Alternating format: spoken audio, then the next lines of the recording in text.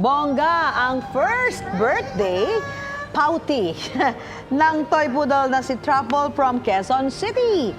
Pinagdiwang ito sa isang pet lodge, of course, with birthday cake.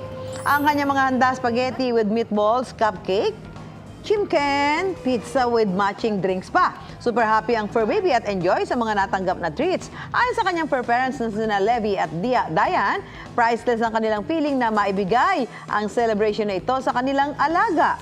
Tama ka dyan, Mami Sue. Para na daw nilang anak si Truffle. Siya rin ang kanilang inspirasyon at kasiyahan. Lalo na noong nagkasakit si Levi, si Truffle ang nakatulong para siya ay maging hopeful at malakas. Maliit na bagay lang daw para sa kanilang bonggang selebrasyon sa pagmamahal at proteksyon na ibinibigay ni Truffle. Ang possum pouty ni Truffle may libo-libong views na sa TikTok. Aba, Chef, alam mo talagang pag mahal mo ang pet, talagang ibibigay mo ang lahat ng pwede mong ibigay para maging masaya din siya.